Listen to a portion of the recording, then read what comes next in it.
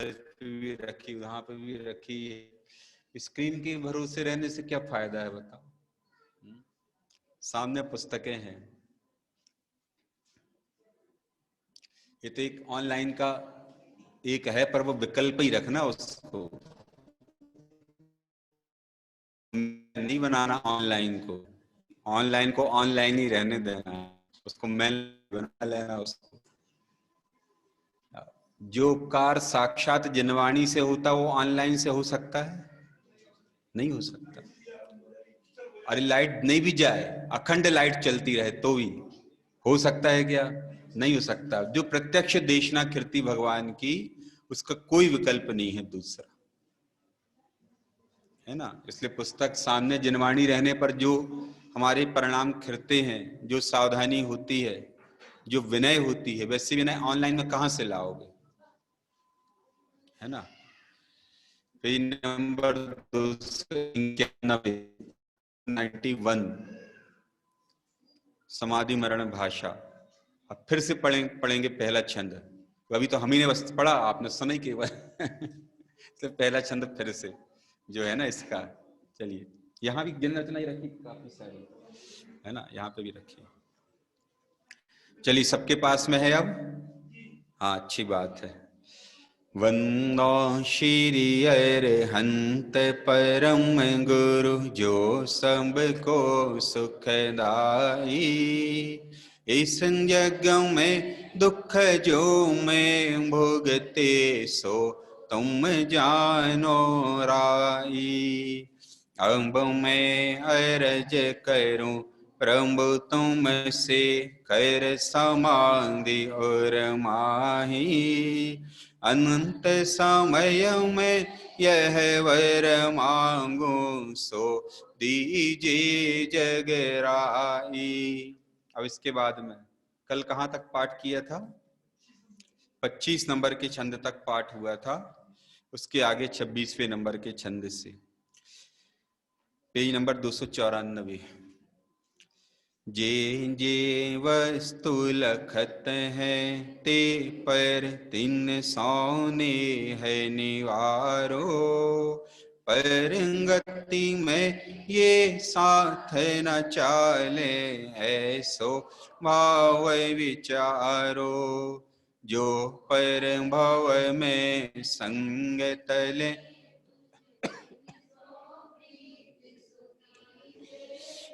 पंच पाप तज समता धारो।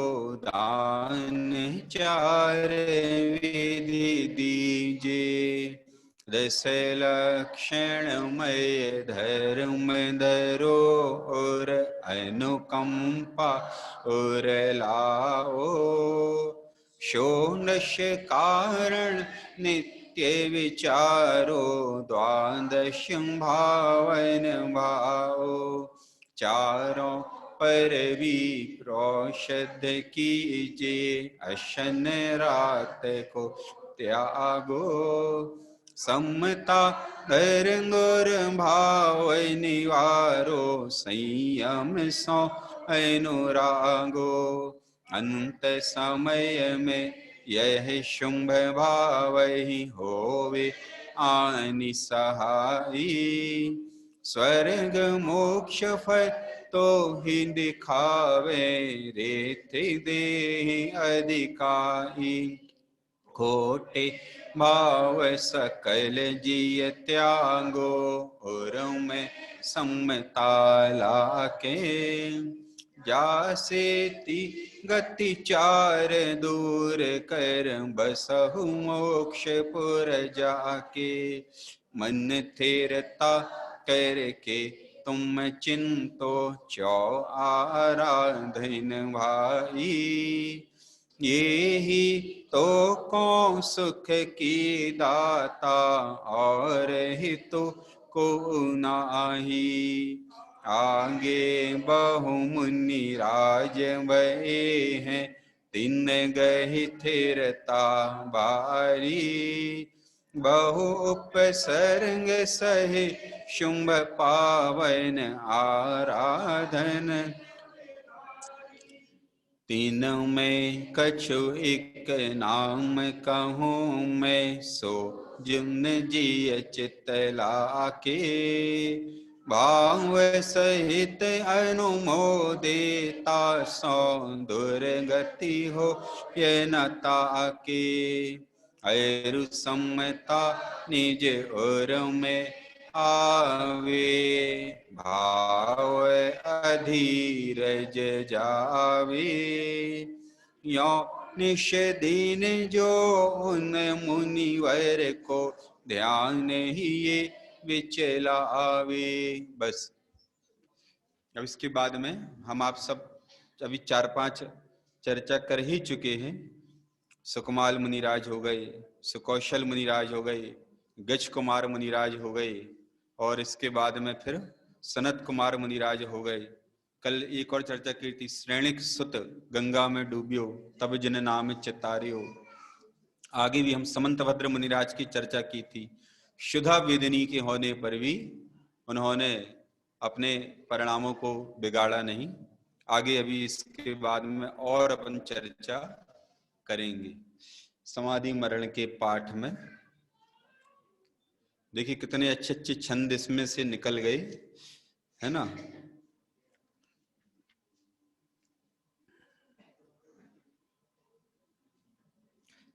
ग्यारहवें नंबर का छंद देखिए, पेज नंबर 292 पर 11वें नंबर का जो छंद है।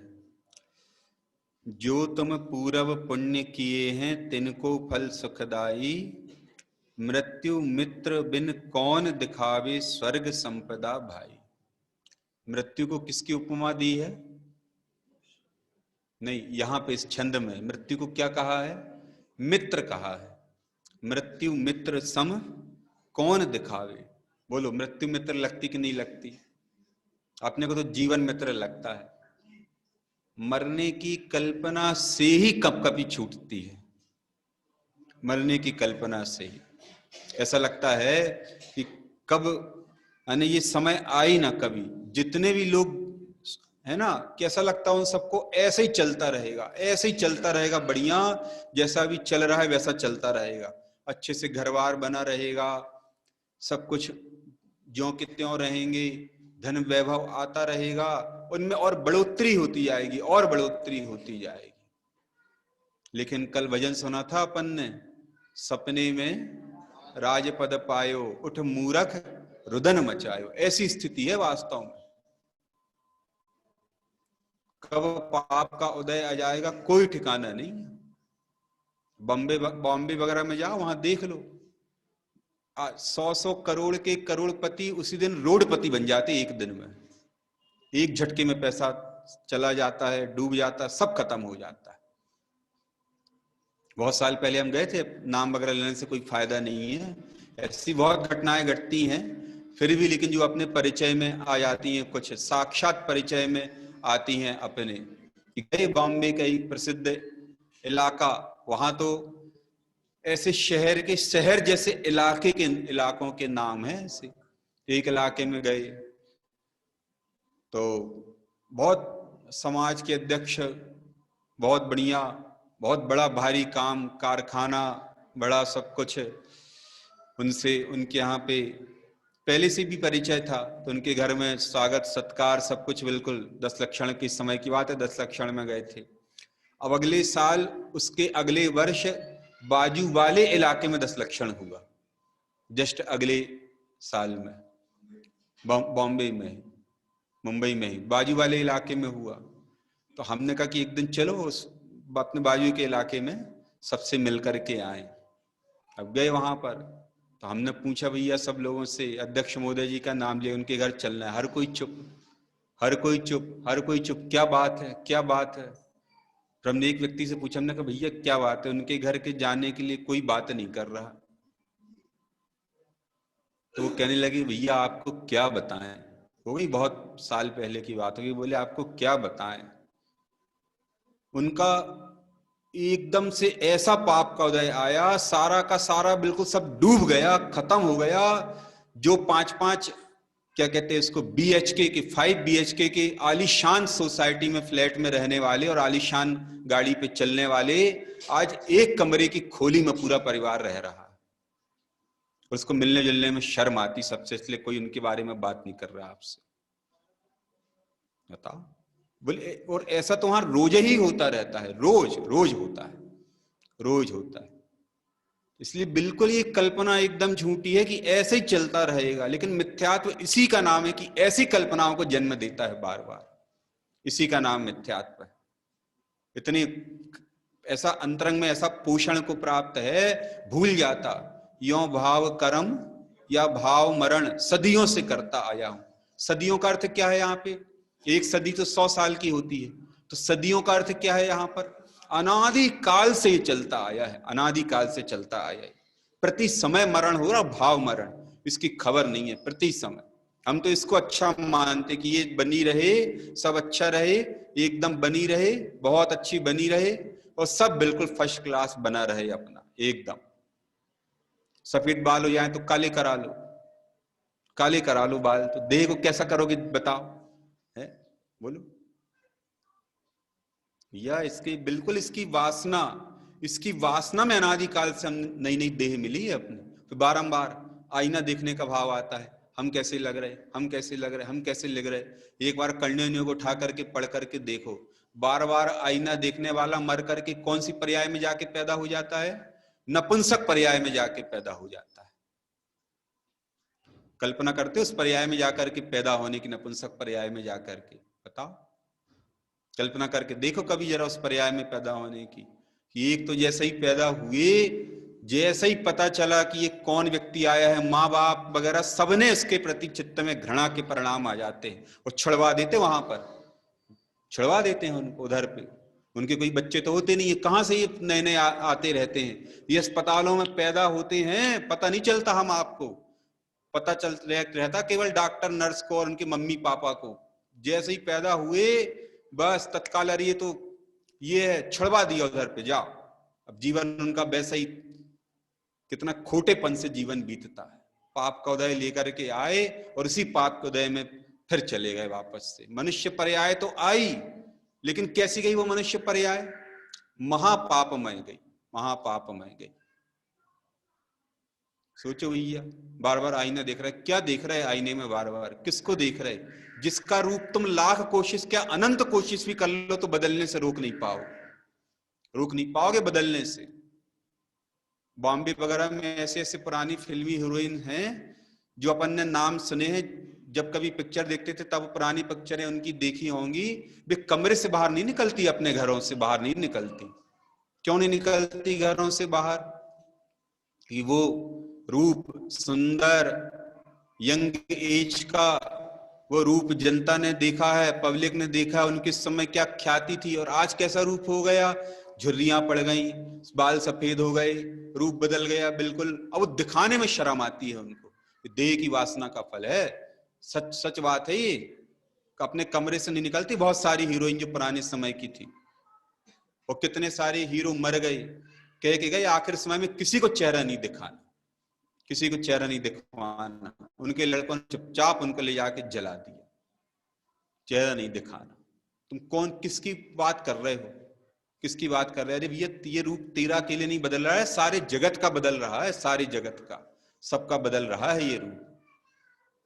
कल पढ़ा था ना अपन ने सनत कुमार जी का, एकदम जैसी पता चला, अरे ये रोग आ गया यहाँ पर, ये साथ देखो महाराज, उंगली के नीचे देखो जरा, ये क्या, किसका चिन्ह है, किस बात का चिन्ह है? ओहो, ऐसी दशा। अभी 1 घंटे पहले वहां पर ऐसा गजब का था और आज ऐसा हो गया। अरे ये रखने लायक नहीं भगवान, इसकी वासना टूटनी ही चाहिए, टूटनी ही चाहिए। हम आराधना किसकी कर रहे हैं, अभी विधान किसका रचा रहे हैं हम? ऐसे सिद्ध भगवान बोलने से ख्याल में नहीं आएगा। फिर से बोलो जरा सोच करके एक बार, कौन से सिद्ध भगवान की आराधना कर रहे हैं अपन, पूजन रचा रहे हैं? जिसकी चर्चा चल रही उस प्रसंग में बोलो, कौन से सिद्ध भगवान की आराधना कर रहे हैं जो देह रहित हैं? किसकी आराधना कर रहे हैं? आराधना कर रहे हैं, पूजन कर रहे, भक्ति कर रहे देह रहित भगवान की। और वासना किसकी पोष रहे हैं? देह की। तो बताओ पूजन भक्ति सही है कि झूठी है? झूठी है, इसमें दम नहीं है। ऐसे अपना चित्त समझना, बताना सच्चा नमस्कार कब होता है, जब सिर झुकता है तब, कि जब चित्त झुकता है तब? सिर के झुकाने से कुछ नहीं होता, ये कोई नमस्कार नहीं है। सिर तो झुकता भगवान के सामने और चित्त झुक रहा है 5 इंद्रिय के विषय भोग में, देह की वासना, धन आदिक में, वैभव में, यश ख्याति में। बताओ, नमस्कार का अर्थ है हमने जिन्हें नमस्कार किया वो हमको सुहा गए हैं। सुहा गए माने उनके जैसा ही होना हमको लग रहा है, अब बस ऐसे सुहा गए कि अब यही होने लायक है, यही पद प्रकट करने लायक है, इतना सुहा गया, इतना, उसका नाम नमस्कार है। 24 घंटे नमस्कार चल रहा है, 24 घंटे भक्ति चल रही फिर, और इसका यहां आकर के उसका पोषण होता रहता है। चल तो 24 घंटे रही, क्यों? यही भास रहा है, ये होने लायक है, ये अच्छा लग रहा, उसके स्वप्न आ रहे हैं, वो बात चित्त में बैठ गई, मुझे तो अब एक ही कार्य करना है, भगवान बनना है मुझे, बस ये बात चित्त में बैठ गई। अब नहीं लग रहा, तब तो फिर बात आती, वो दूसरा पाठ है ना, इंद्रादिक पद नहीं चाहूं, विषयन में नाही लोभाऊं। बताओ कहां से बात आई है? क्यों? जिसको भगवान होना सुहाता उसे ये पद तो बिल्कुल कोई काम के नजर नहीं आते, ये कोई काम के नहीं, क्या दम है? तब मिथ्यात्व दशा में बताओ कितने अधिक से अधिक समय तक स्वर्ग में रहा जा सकता है मिथ्यात्व दशा में? 31 सागर तक। कौन से स्वर्ग में? 9वें ग्रीवक में। वहां तक अपन अनंत बार हुआ है, उस लास्ट बाउंड्री तक, वहां पर निकलना ही तो पड़ेगा ना। तुम चले जाओगे तो परमानेंट है क्या? निकलना ही पड़ेगा वहां से। और ऐसा नहीं है कि स्वर्ग से फिर वापस स्वर्ग चले जाओ, ऐसी व्यवस्था नहीं है, यहां आना ही पड़ेगा, आना ही पड़ेगा। और पढ़ करके देख लो, 12वें स्वर्ग तक के जीव मर करके त्रियंच गति में आ जाते, ढोर बन के घूमते रहते। देख पढ़ो, कर्णन युग पढ़ो जरा एक बार, उठा करके देखो तो कर्णन युग में क्या क्या लिखा, कैसी बातें लिखी हैं। 12वें स्वर्ग तक के देव हैं, आ जाते यहां पर। सोचो भैया, अपने बारे में सोचो। अभी एक और प्रश्न, अच्छा बताना जरा, यदि ऐसा हो, कैसा? मर करके हम मनुष्य हो जाएं और खूब अनुकूलता में रहें, अच्छी प्रकार की अनुकूलता में रहें, स्वस्थ निरोग शरीर हो और हर प्रकार की बाह्य में अनुकूलता हो। फिर मर करके मनुष्य हो जावे, फिर इस प्रकार की अनुकूलता हो, क्योंकि मनुष्य से मनुष्य तो हुआ जा सकता है। फिर मर करके मनुष्य हो जावे, ऐसे ही अनुकूलता हो। फिर मर करके मनुष्य हो जावे, ऐसे ही अनुकूलता हो। अब बताना जरा, प्रश्न हमारा आपसे क्या है कि ऐसी अनुकूलता में, स्वस्थ निरोग शरीर के साथ में ऐसी अनुकूलता अनुकूलता अनुकूलता बराबर ऐसा मनुष्य जन्म में मिलता रहे, एक के बाद एक मर करके ऐसा होता रहे। बोलो, ऐसा होना अच्छा है कि एक बार भगवान बनकर के अनंत काल के लिए जन्म मरण का अभाव करना अच्छा है? बताना जरा आप, कौन सी बात अच्छी, बता जरा। कौन सा जन्म कहा हमने बार बार मर करके मनुष्य, और किस प्रकार की स्थिति में कहा? अनुकूलता वाली स्थिति में कहा। अनुकूलता वाली स्थिति में कहा आपको, ऐसे नहीं कहा, अनुकूलता वाली स्थिति में कहा, है ना? तो बार बार ऐसे अनुकूलता वाले जन्म लेना अच्छा है कि एक बार भगवान बनना अच्छा है? बोलो क्या अच्छा है? समझ में आता है? बार बार जन्म लेना पड़े, भरी सब प्रकार की अनुकूलता हो, वो भी हमारे लिए बहुत कष्टदायक है। 9 महीने तुझे मां के पेट में आना पड़ेगा, उल्टा रहना पड़ेगा। हमारे गुरुदेव श्री कहते थे बिल्कुल एकदम खुल करके, अरे जिसको आगम में सर्वोत्कृष्ट पुण्य प्रकृति कहा गया है, तीर्थंकर में नाम कर्म नाम की पुण्य प्रकृति, परंतु वो पुण्य प्रकृति भी रखने लायक नहीं है जिसके उदय में भी तीर्थंकर को भी मां के पेट में 9 महीने आके रहना पड़ता है, वो भी अच्छी नहीं है। ऐसा कौन कह सकता है बताओ? एक ज्ञानी ही ऐसे बोल सकते हैं, ऐसी सोच में आ सकता है उनके। बार बार जन्म लेना पड़े, फिर बड़े हो, फिर जन्म हो, फिर उसके बाद में फिर स्कूल जाओ, फिर पढ़ाई करो, फिर ये करो, सब प्रकार के देखो जरा कितने प्रकार की, यानी बड़े होने तक फिर कितने, फिर बूढ़े भी होंगे, बड़ी अनुकूलता रहे, फिर मर जाएंगे, फिर जन्म लेना पड़ेगा, फिर जाना पड़ेगा। इसलिए चाहे कितनी पुण्य का उदय हो, जन्म एक समय मात्र का भी रखने लायक नहीं है। ये विचार करने वाली बात है। विचार करो जरा इस बात का। कल आई थी ना बात, विचार नहीं करते इसलिए बात चित्त में घुसती नहीं। सुन लेते हैं, सुनकर एक कान से सुनी और दूसरे कान से क्या होती है, या तो ऊपर ही ऊपर निकल जाती है, पास आउट हो गई ऊपर ही ऊपर चली गई। और थोड़ी सी बात नीचे भी आई तो इधर से घुसी और दूसरे दरवाजे से चली गई। बिना विचार के ऐसा ही होता है। अनादिकाल से हम सबने पहली बार देशना नहीं सुनी भगवान की, साक्षात समो शरण में जाकर के भगवान की देशना सुनी, पर ऐसे ही हो गया, विचार नहीं किया उससे। तो कह रहे यहां पर, मृत्यु मित्र बिन कौन दिखावे स्वर्ग संपदा भाई। मृत्यु मित्र है, इसमें भी आया है ये, जो है मृत्यु को मित्र के समान कहा गया है। देखो इसमें जो छंद है मृत्यु महोत्सव पाठ का, इसमें क्या क्या विशेषण दिए हैं। एक तो कल पढ़ा था हमने कि ये ज्ञान ही प्रकाशित होता है।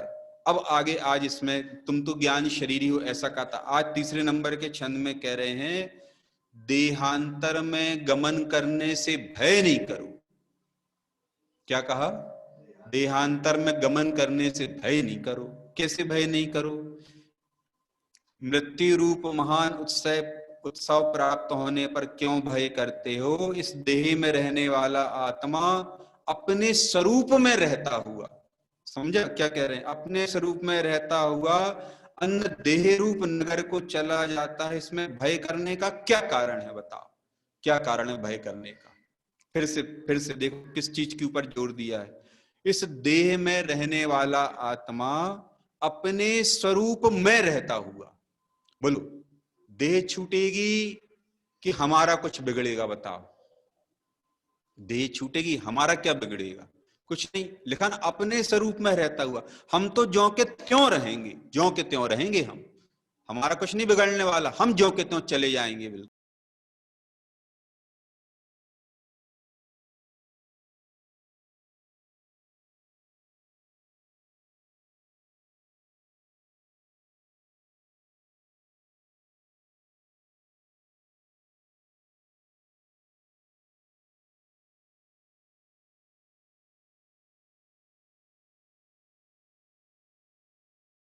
नगर को चला जाता है, अन्य नगर को चले गए। लेकिन हम तो उस मार्ग के अनुयायी हैं जहां देह रूप अन्य नगर भी अब हमको नहीं चाहिए, चाहिए ही नहीं। अब तो इस देहातीत होने की बात चल रही है यहाँ पर। देहातीत होना, देहातीत होने की बात, जहां देह ही रहने वाली है। आज भी हमारे साथ होने पर भी हम में नहीं है, और आगे युग भी विचार करो। आज आत्मा अपने स्वाभाविक दिशा को आ गया। आज कोई संयोग नहीं है, ना द्रव्य कर्म है, ना भाव कर्म है, ना ये देह रूपी नो कर्म है। कोई संयोग नहीं, मात्र आत्मा ही है, बस मात्र आत्मा। और कैसा आत्मा? परम सुखी, अनंत सुखी, ऐसा आत्मा वो है हमारा। इसलिए इसमें भय का क्या कारण है? फिर उसके अर्थ में लिखा नहीं चाहिए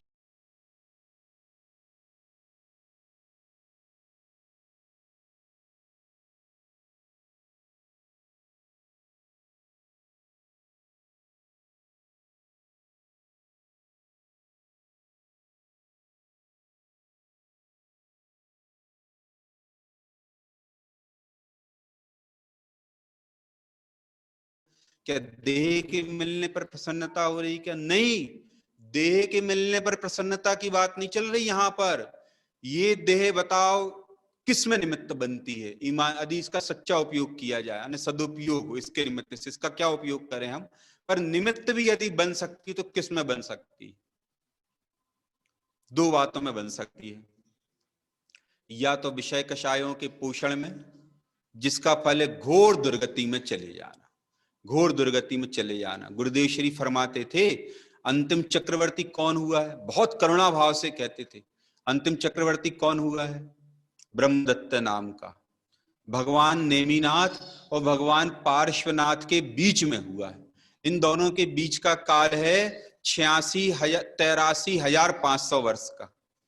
इन दोनों के बीच का काल है, 83,500 वर्ष का गैप है, इसमें हो गया ये। 700 वर्ष की आयु थी और अपनी पटरानी जिसका नाम था कुरुमति, उसमें इतना आसक्त था, इतना आसक्त था, रात दिन उसकी वासना में पागल था, रात दिन। मरण को प्राप्त हो गया और चक्रवर्ती यदि राज्य छोड़ करके, दीक्षा नहीं लेकर के राज्यावस्था में ही मरण को प्राप्त होगा तो बताओ कौन से नरक में जाता है? 7वें नरक में जाता है। चला गया। यहां 700 वर्ष की आयु और वहां पर 33 सागर की आयु।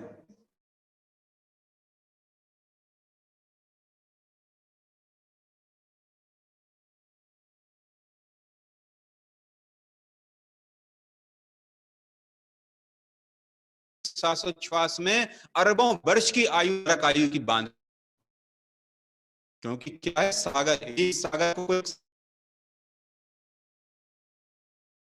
सबसे बड़ा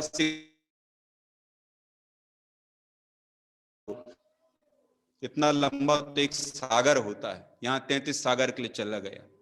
और वहां पे भी गुरुदेव फरमाते थे, वहां पर भी जाकर के वो भयंकर प्रतिकूलताओं के बीच में रहता चक्रवर्ती पटरानी को याद करके दुखी होता रहता है, कुरुमति कुरुमति कुरुमति, रात दिन चीखता चिल्लाता रहता है और भयंकर कष्टों को सहता है। ये विषय वासनाओं के फल हैं। और गजब बात यह है, चक्रवर्ती नरक में जाएगा तो उसकी रानियां, उसकी पटरानी भी नियम से नरक में जाती है, और 6वें नरक जाती है उसकी पटरानी। क्यों? क्योंकि स्त्रियां 7वें नरक नहीं जाती, इसलिए उसकी पटरानी मर करके 31 सागर की आयु वाले नरक में चली जाती। बताओ किसका अपन कौन से फल को पाने की चाह करने की सोच रहे?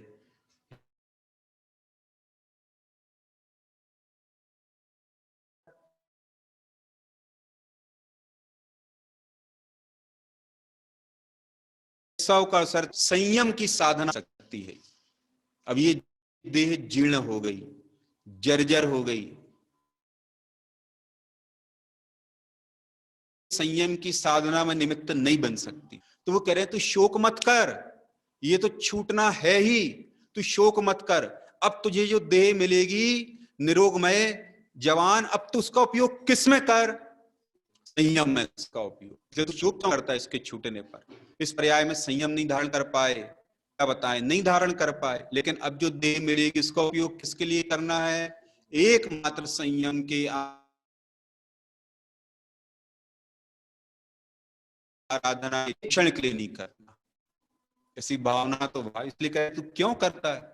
जीर्ण कुटी से निकल के महल जा रहा है, शोक मत कर, तो महान उत्सव का अवसर है। देखो इसके बाद लिखा है, कितनी गजब बात है। यदि अपने गायक स्वभाव में रहते हुए पर को अपना मानना छोड़कर परलोक जाओगे, क्या कंडीशन है? अपने गायक स्वभाव में रहती हुए, अर्थात अपने को अपने में देखते हुए कि मैं तो जीव हूं, कभी देह रूप हुआ ही नहीं, द्रव्य रूप का ही नहीं, ऐसे अपने गायक स्वभाव में अपने को देखते हुए रहते हुए पर को अपना मानना छोड़कर परलोक जाओगे। तो देख उसके बाद बहुत आदर सहित दिव्य धातु उपधातु रहित वैक्रियक देह में देव होकर अनेक महदिक देवों में पूज्य महान देव बनोगे। ज्ञानी जब यहां से जाते हैं तो छोटे मोटे देव नहीं बनते, इंद्रादिक पद को प्राप्त होते हैं, महर्दिक पद को प्राप्त होते वहां पर, है ना। अब वहां पहुंच गए, मिथ्या दृष्टि पुण्य उदय में मरण को प्राप्त होकर यदि पुण्य परिणाम से स्वर्ग में भी पहुंच गया तो एक दिन तो बता ही था कि वहां जाकर के उसे अपने अवधि ज्ञान में सब दिख रहा है, देह पड़ी, लोग रो रहे, कला पर है, सब दिख रहा। लेकिन इसे एक बार भी ख्याल में नहीं आता कि जैसे ये देह छूट गई है, एक दिन क्या होगा, ये भी छूट जाएगी। एक तो इसे ख्याल में नहीं आता।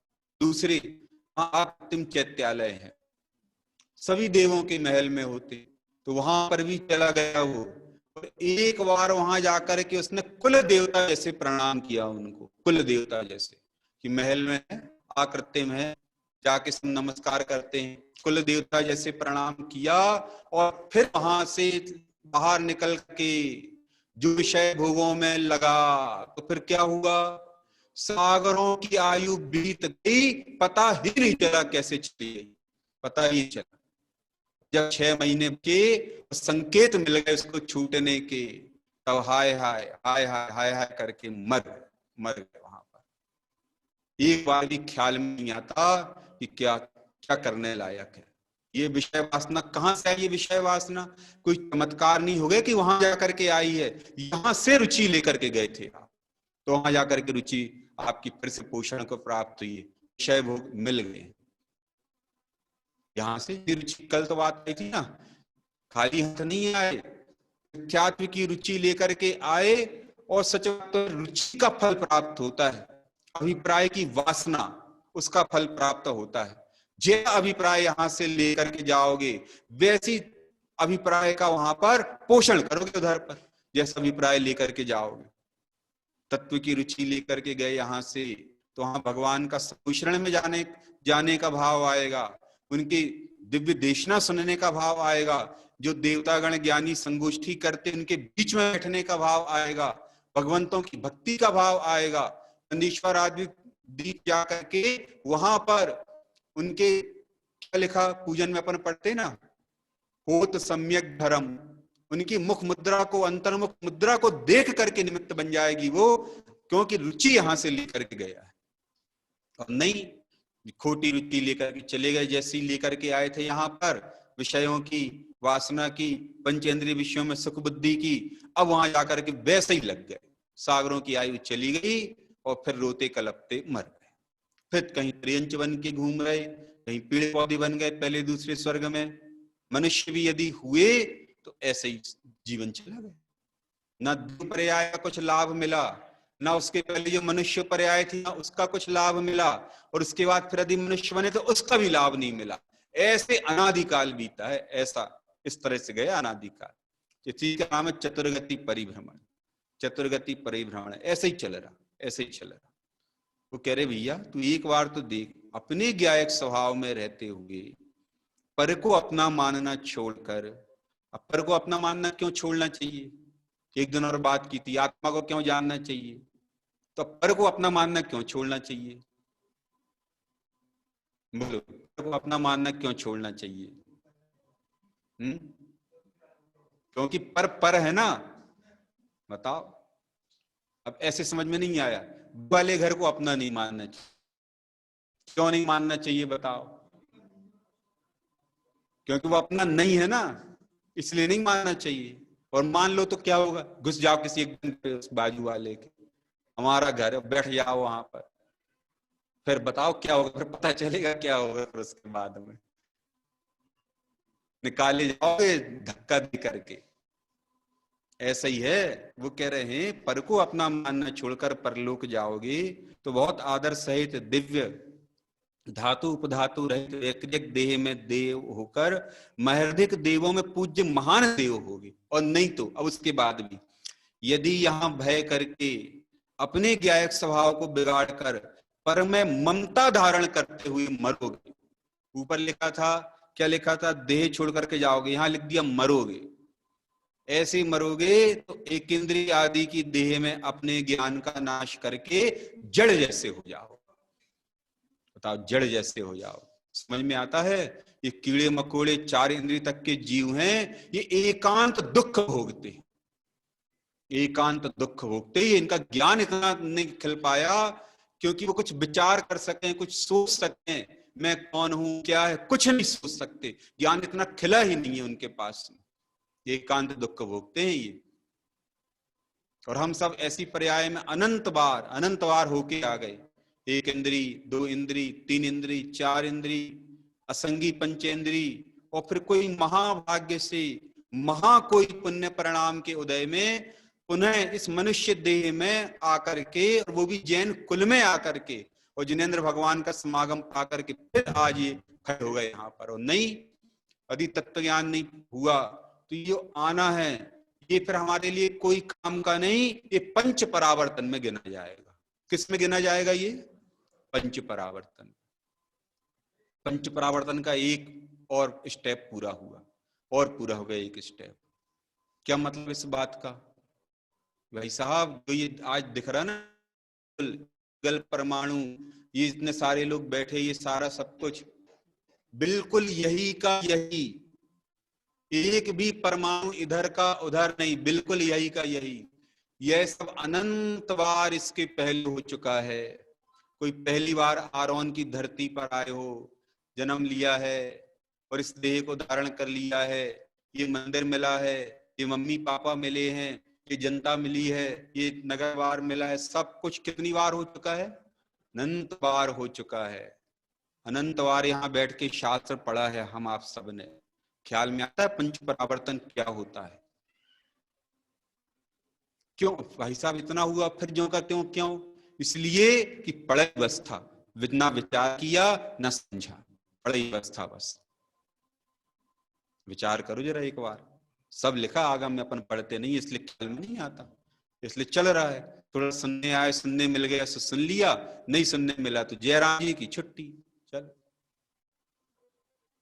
कभी घर की याद आ जाती, कभी इसकी याद आ जाती, कभी इसकी याद आ जाती है, दुनिया भर की याद घुसी रहती दिमाग में, मन नहीं लगता। लग जाए सुनने में आए तो विचार नहीं करता, विचार करता है तो करता है, समझता नहीं है। समझ करके चित्त में बात बैठे, ये है। कभी लोगों का भय, लोग क्या कहेंगे, लोग क्या कहेंगे, ज्यादा धर्म करने लगे तो लोग क्या कहेंगे। बड़े पंडित जी बोले लोग क्या कहेंगे बताओ? यही कहेंगे आखिरी में राम नाम सत्य है, और क्या कहेंगे बताओ? जैन है तो कहेंगे अनंत नाम सत्य है, बताओ और क्या कहेंगे? और इसके अलावा बताओ, इसके अलावा और लोग क्या कहेंगे, इसके अलावा बाकी बताओ, सोचो भैया। मोक्ष मार्ग प्रकाशक देना जरा, मोक्ष मार्ग प्रकाशक जी, ये रखा उधर पर। हाँ, अभी बैठ के पढ़ रहे थे पंडित जी के साथ में, बहुत गजब की बात है, कैसे विचार में आना चाहिए ये बात। ये शायद वो है प्रवचन ग्रंथ, जहां तक ये प्रवचन ग्रंथ ये वाला नीचे वाला है।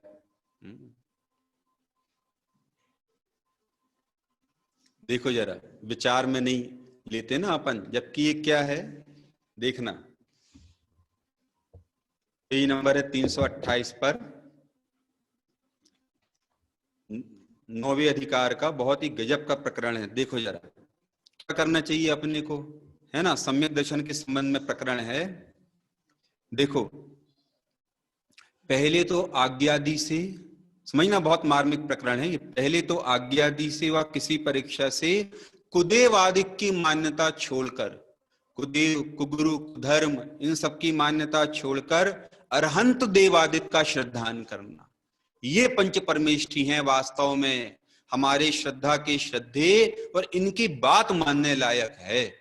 अतीव बहुमान इनके प्रति आना चाहिए, अतीव बहुमान, है ना।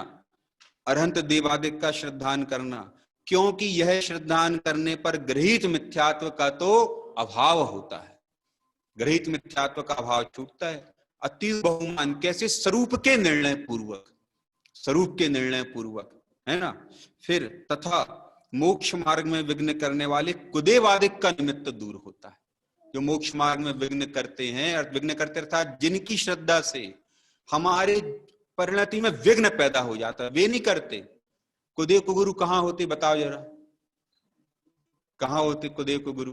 श्रद्धा में होते हैं, समझ में आया। अनायतन, वो तो अनायतन कहलाता है जो बाहर में बने हुए हैं, वो नहीं है कुदेव, वो अनायतन है। कुदेव कहाँ है? बुद्धि में जो, श्रद्धा में जो बात उनके प्रति बैठी आदर की, उसका नाम कुदेव है, इसे कहते कुदेव। तेरे चित्त में बैठा है उनके प्रति आदर का परिणाम, उनको अच्छा समझने का परिणाम, उनको हितकारी मानने का भाव जो बैठा हुआ है, उनसे लाभ पाने की आशा का जो भाव बैठा हुआ है, उसका नाम कुदेव, कुगुरु, कुधर्म। तो क्या कह रहे हैं कि मोक्ष मार्ग में विघ्न करने वाले कुदेवादिक का निमित्त दूर होता है, मोक्ष मार्ग का सहायक अरहंत देवादिक का निमित्त मिलता है। इसलिए पहले देवादिक का श्रद्धान करना। काय का प्रकरण चल रहा है ये जीव के कैसे सम्यक्त्व की प्राप्ति होती है, इसकी पूरी विधि बता रहे हैं यहाँ पर, एक पैराग्राफ में पूरी विधि आ गई। तो कहे कि क्यों मोक्ष मार्ग में सहायक ये पंच परमेष्ठी भगवान है, ये अरहंत भगवान है, उनकी दिव्य देशना है, दिव्य देशना में आया हुआ तत्व का, वस्तु का स्वरूप है, उसका तू श्रद्धान करना, है ना। तो ये है अरहंत देवादिक का निमित्त मिलता है, इसलिए पहले देवादिक का श्रद्धान करना। ये तो बाह्य में हुआ, अब अंतरंग में क्या करने लायक है सुनो जरा। फिर जिनमत में कहे जीवादिक तत्वों का विचार करना। किसका विचार करने कहा है? जीवादिक तत्वों का। अब बताओ, लगा के देखो, दिन भर में किसका विचार चलता हमारे, किसके विचार चलते हैं? जो सुबह देशना सुनी थी, पढ़ी थी, उसका विचार चलता है कि खाने कमाने व्यापार धंधा घर गृहस्थ का विचार चलता? बताओ यार। सुबह का समय होता, अभी तो अपना विधान चल रहा है, इसलिए 11 सवा 11 बज जाते हैं तो अपना माइंड सेट हो गया है कितने समय तक रहना है यहाँ पर। और नॉर्मल समय हो 9:30 बजे 10 बजे का समय हो, फिर उसके बाद में क्या होने लगता है फिर दिमाग में? फिर वो भजन आता ना एक पुराना, ये माता बहने यहीं बैठे बनावे कड़ी दाल। और फिर जो पुरुष वर्ग है उनके क्या चलता है? यही दुकान खुल जाती है और यही रुपयों का लेन देन, पैसे का लेन देन चालू हो जाता है, यहीं पर व्यापार हो जाता है, यहीं बैठे बैठे। ये चलता है दिन भर, ऐसा चलता रहता है दिन भर। वो कह रहे हैं तू जीवादिक तत्वों का विचार कर, देख जरा जीवादिक तत्वों का विचार कर। मैं जीव हूं, शरीर आदि अजीव है, ये परिणाम आश्रम बंध रूप है, ये जो हो रहा है 24 घंटे, है ना, ऐसा विचार कर। ये अहंकारी परिणाम है, विचार करके तो देखो। जिनवाणी पढ़ने सुनने तो दिन भर में एक आध घंटे मिलेगी, विचार कब कब चलेंगे? 24 घंटे। 24 घंटे विचार चलना चाहिए, 24 घंटे चलेंगे। वो तो पढ़ा सुना जाएगा एक बार और दिन भर चलेगा उसका अभ्यास। दिन भर स्वाध्याय हो सकता है, दिन भर। इसका नाम पुस्तक सामने रख करके बैठने का नाम स्वाध्याय नहीं है। जो तत्व विचार चलता अंतरंग में, जो अंतरंग रुचि का पोषण होता रहता है, उसका नाम स्वाध्याय दिन भर चल सकता है, दिन भर। विचार करके देखो, सुनना। फिर जिनमत में कहे जीवादिक तत्वों का विचार करना। जो अरहंत देव जिनके प्रति पूर्व बहुमान आया, उनकी देशना में ये जीवादिक तत्वों का स्वरूप आता है ना। नाम लक्षण आदि सीखना, जीव का नाम क्या है, लक्षण क्या है, ये सब स्वरूप विचार करना। सातों तत्वों के स्वरूप का विचार करना, 6 द्रव्यों का स्वरूप का विचार करना। सब ख्याल में आ गई, ये सारा जगत है क्या? ये 6 द्रव्य तो है। मैं जीव हूं, ये सब जीव दिगल द्रव्य है जो दिख रहा है। धर्म धर्म आकाश काल, इनके निमित्त से परिणमन आना जाना ये सब चलता है। सारा जगत 6 द्रव्यों का समूह और कुछ नहीं। बताओ इस जगत में और है क्या? 6 द्रव्य का समूह है। ऐसे तत्व विचार, इस अभ्यास से तत्वार्थ श्रद्धान की प्राप्ति होती है। इससे हमारी श्रद्धा में ये तत्व बैठते हैं, वस्तु स्वरूप बैठता है। और ऐसे वस्तु स्वरूप श्रद्धा में बैठने पर उसके निर्णय पूर्वक आगे क्या रिजल्ट आता है सुनना जरा।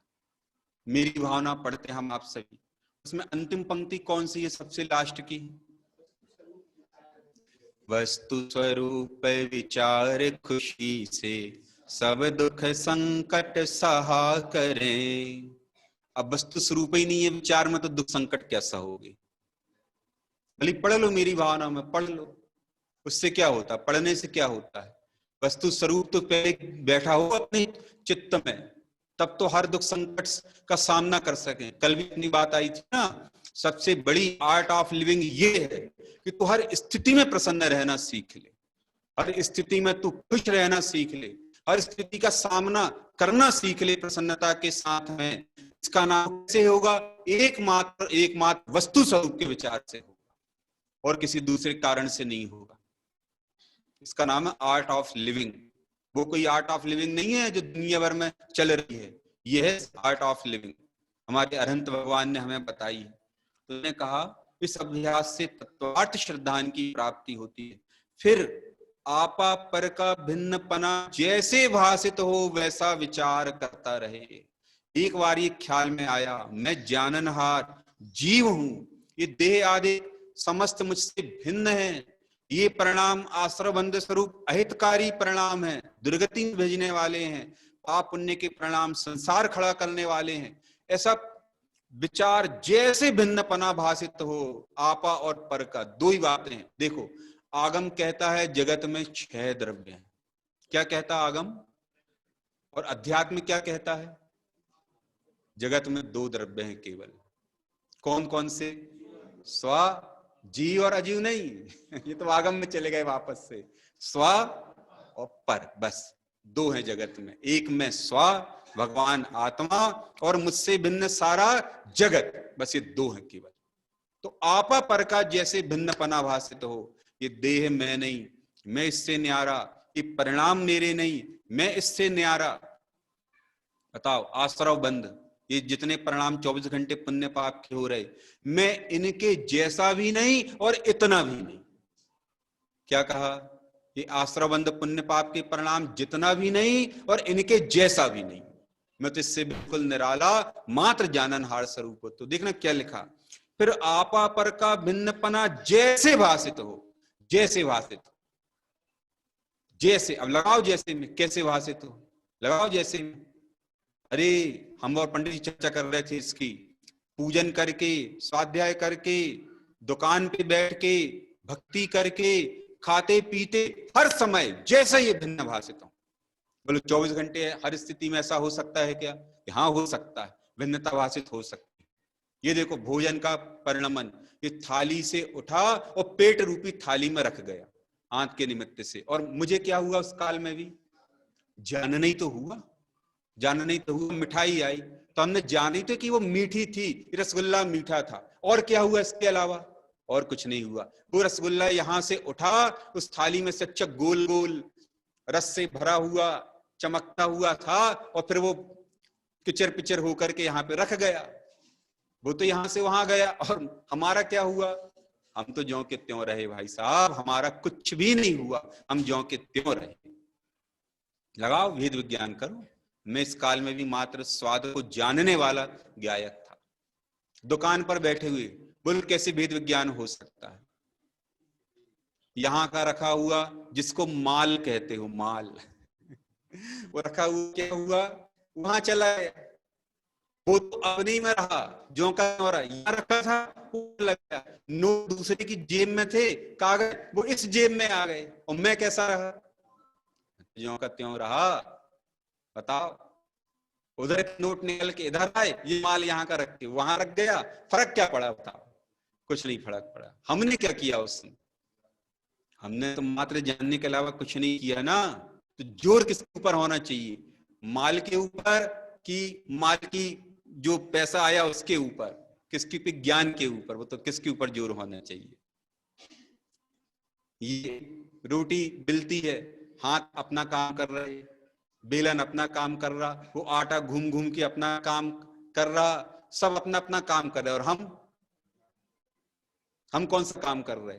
रोटी बना रहे। भाई साहब मोहम्मद जी तो बहुत गजब कहते हैं, रोटी बनाने वाले हो तो एक काम करो, जो रोटी अभी बनाई है उसको बिल्कुल, हमने साइंस पढ़ा ना, उसमें पूरा आता है कि बारीकी से 0.001 मिलीमीटर को मापने के लिए भी वो टूल्स आते हैं। उससे बिल्कुल उसकी मोटाई नापो, गोलाई नापो, सब कुछ नापो, बिल्कुल ज्यों का त्यों।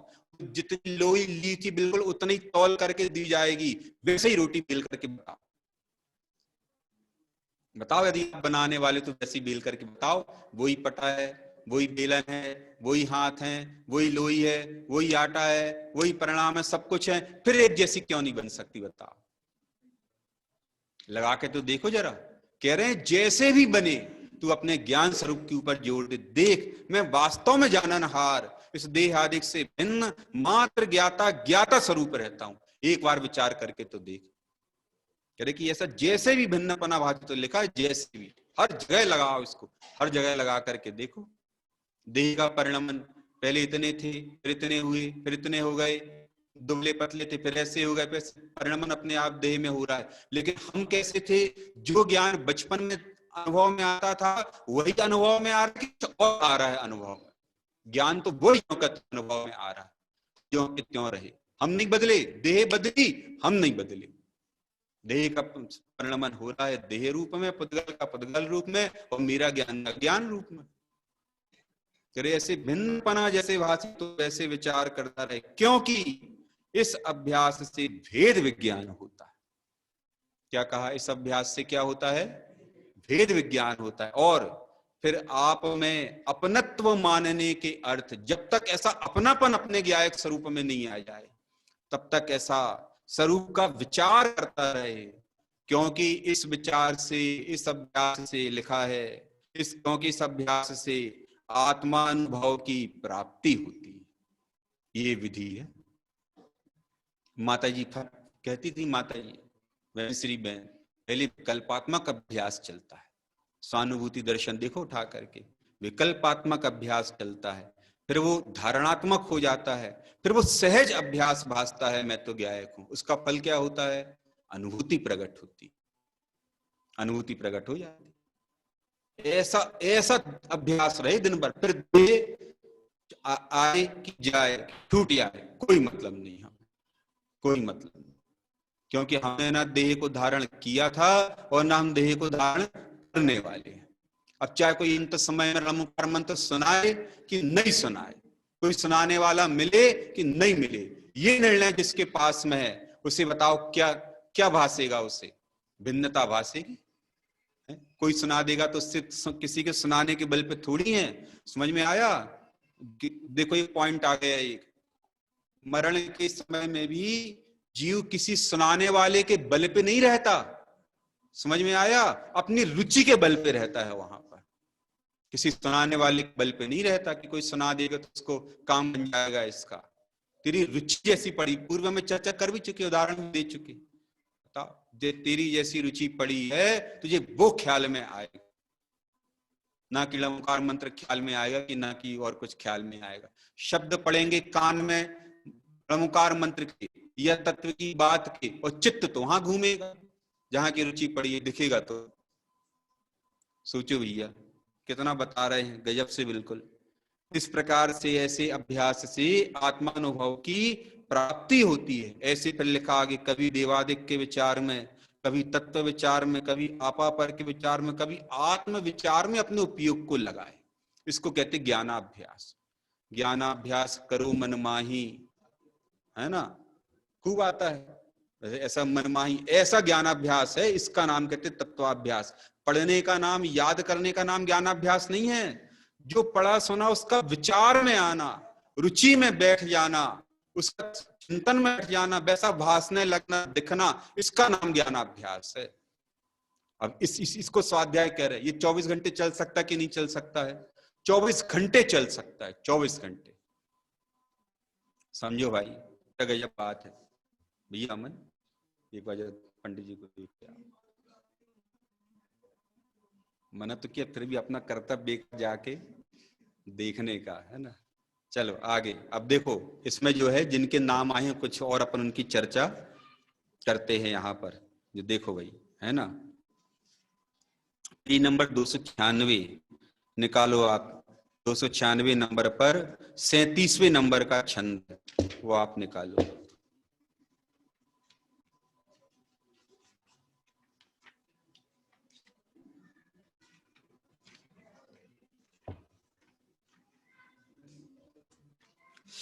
ललित घटाधिकती से दो यमुनि कौशाम्बी तट जानो, नदी में मुनि बह कर मुवे सो दुख उन नहीं मानो। यह उपसर्ग सयोधर थिरता आराधन चित्तधारी, तो तुम मेरे जिय कौन दुख है मृत्यु महोत्सव भारी। अब ये ललित घट आदि कौन है? ये 32 मुनि की चर्चा आती ललित घट आदि। ये जो अपना ये आराधना कथा कोश है और ये दूसरे कथा कोश है ना, इनमें इनकी चर्चा आती है। ललित घट आदि 32 मुनि थे। ये नदी के किनारे बैठ के ध्यान में लीन थे, तपस्यारत थे। अचानक नदी का पूर बढ़ना चालू हुआ, बढ़ते बढ़ते बढ़ते पहले इनके पैरों में आया, फिर कमर तक आया, फिर छाती तक आया, फिर गले तक आ गया। वे तो अपने ध्यान में ली। हमारे मुनिराज ऐसे भागते नहीं है, अरे बाढ़ आ गई तो दौड़ लगा के उठ के चलते बने, ऐसे नहीं भागते वे। अपनी आराधना पहले इष्ट है उनको। देह तो जो है सो है, देह का क्या करे। आराधना इष्ट है पहले, तो वो गले तक आया, उसके बाद में फिर यहां तक आया, फिर बढ़ता चला गया। वे मुनिराज शांत भाव से बैठे हुए, ललित घट अधिक 32 मुनिराज, सबकी सबकी देह छूट गई, एक के परिणाम विचलित नहीं हुए, एक के भी परिणाम विचलित नहीं हुए। ये दृढ़ता का फल देखो जरा। अब फिर अब यहां रचनाकार अपने से कह रहे, तो तुमरे जिए कौन दुख है मृत्यु महोत्सव भारी। अच्छा बताना, नरकों की प्रतिकूलता कितनी होती है? कल्पना नहीं कर सकते अपन, कल्पना नहीं कर सकते नरकों की प्रतिकूलता का।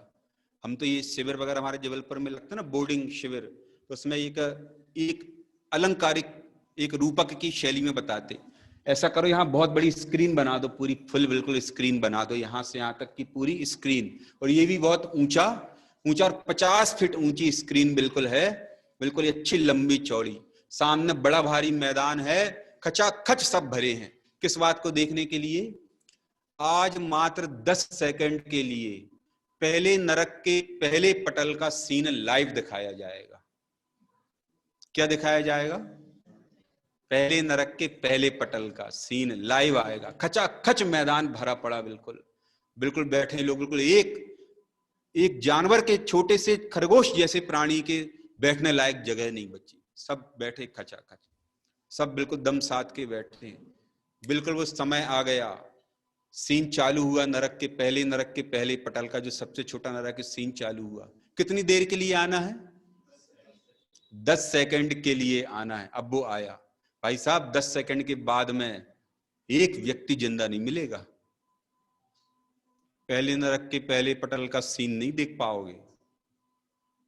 समझ में आता है? पद्म पुराण जी में पढ़ लो, सीता जी का जीव बच गया था उधर पे, जब प्रतीन्द्र हो गया, उसके बाद में देख करके कांप गया, वहां पर लिखा है पद्म पुराण में, जाकर के देखो। बहुत कोशिश करी रावण के, लक्ष्मण के जीव को निकालने की, लेकिन नहीं, भविष्यवाणी हुई कि ये असंभव है।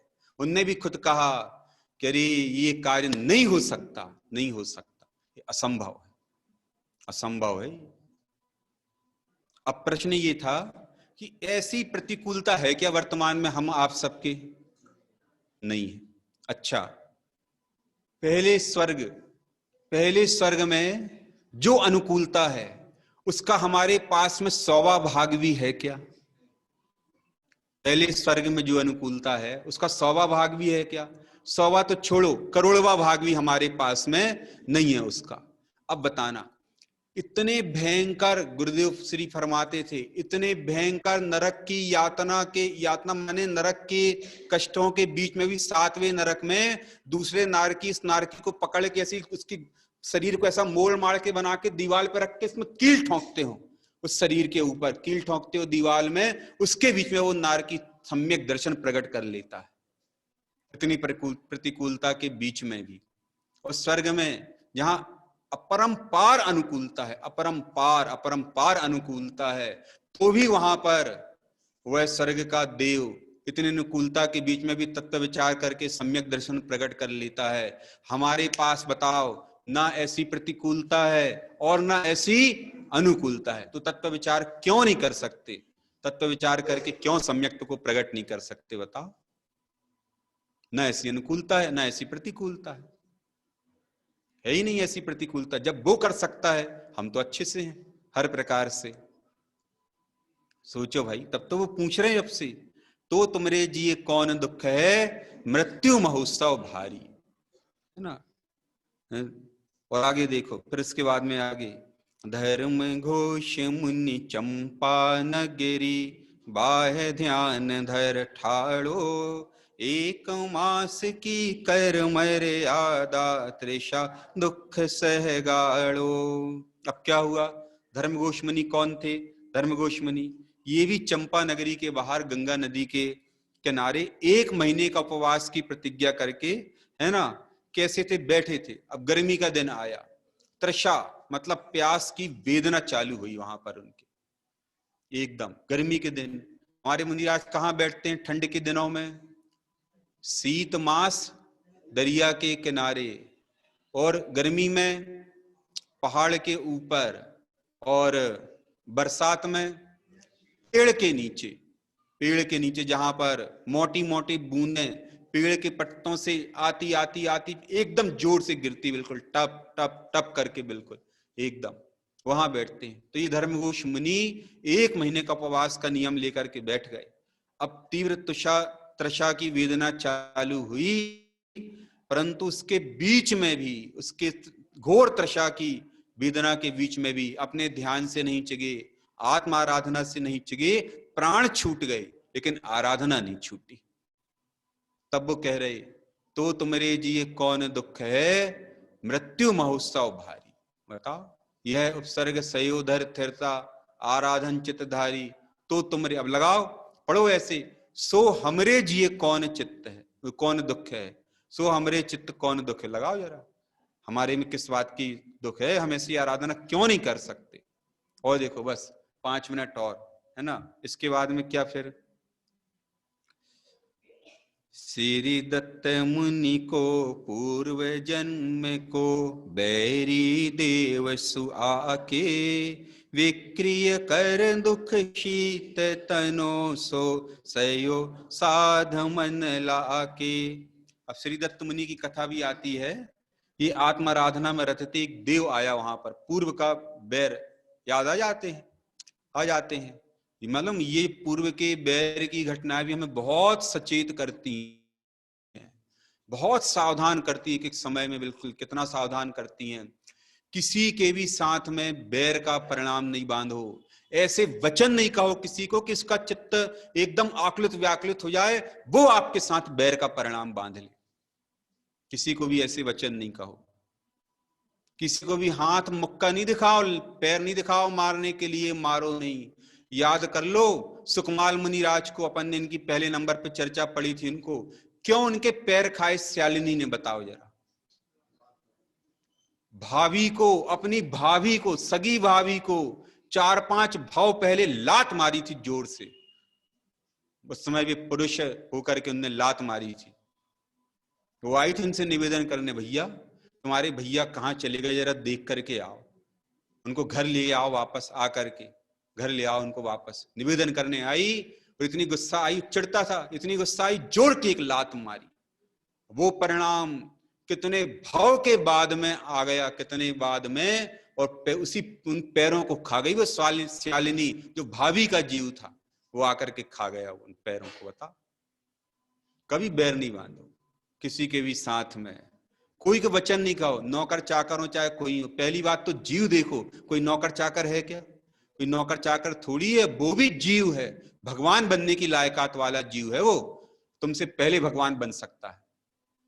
पढ़ लो, बहुत कथाएं, पहले भगवान बन गए और ये मालिक बैठे रह गए।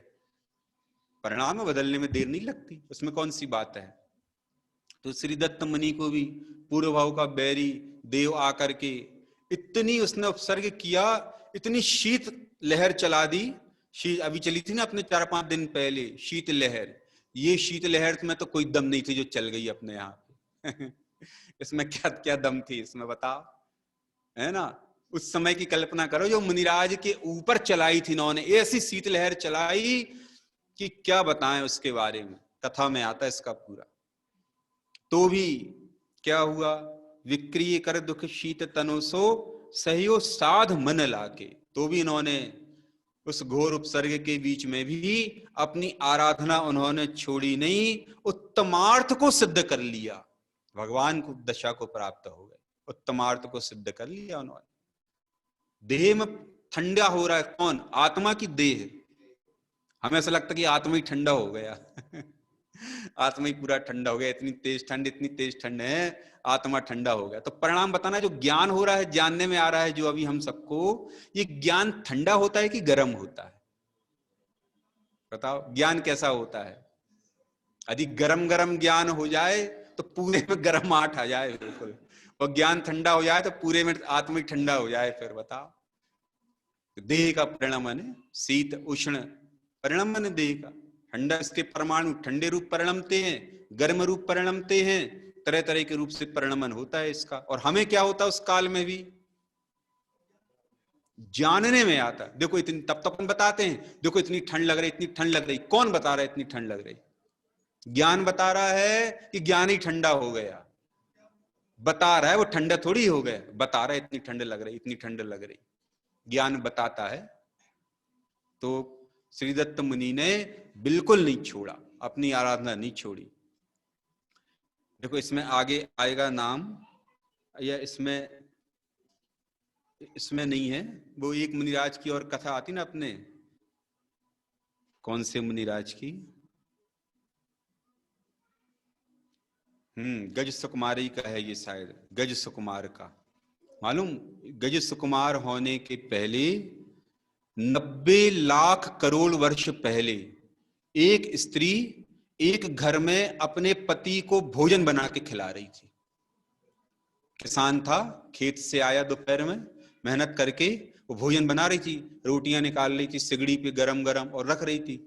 उसका सौतेला बेटा, उस किसान की पहले की पत्नी का बेटा, छोटा था बिल्कुल, ऐसे पैर पैर चलने वाला, अब वो वहीं पास में आ गया, मम्मी मम्मी कहता हुआ पास में आ गया। अब उसके आने से इसको डिस्टर्ब होने लगा, भोजन बना के देने पे इसको डिस्टर्ब होने लगा।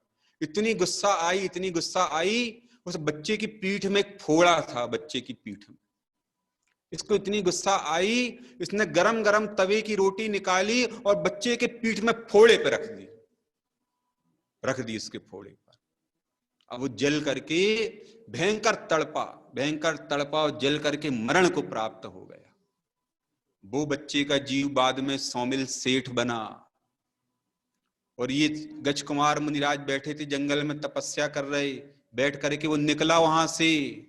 बताओ कौन सा परिणाम जागृत हो गया, ये पूर्व का परिणाम जागृत हो गया ये, और आग लगा दी उन्होंने, आग लगा दी उन्होंने।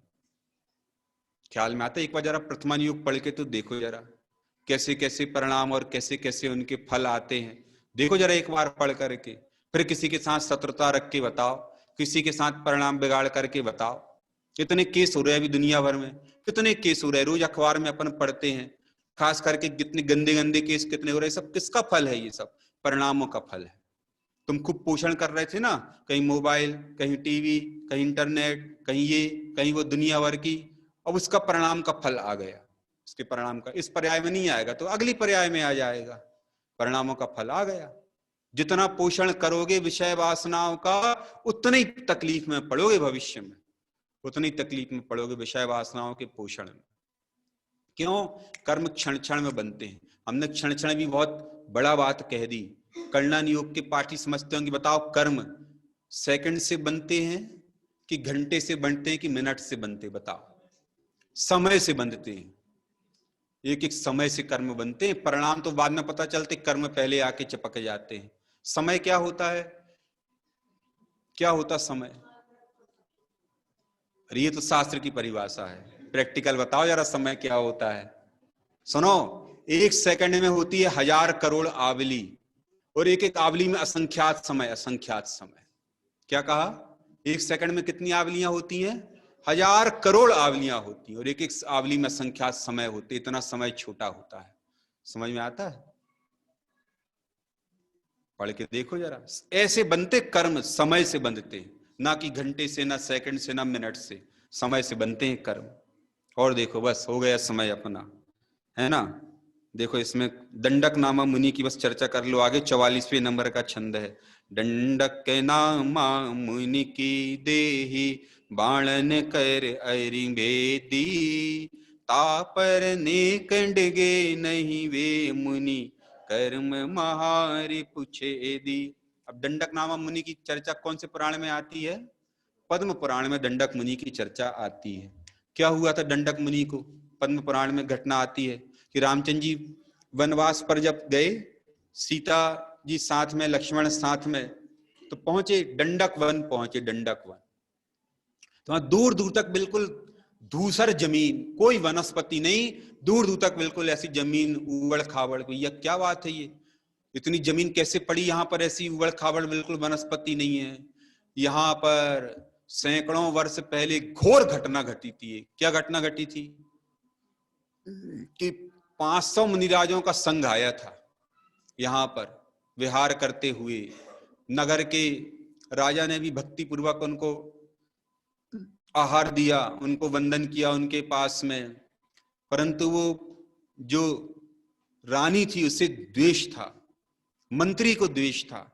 तो मंत्री ने क्या किया, राजा के चित्त को बदलवाने के लिए उन्होंने छल से रानी के साथ किसी मुनि का वार्तालाप दिखला दिया।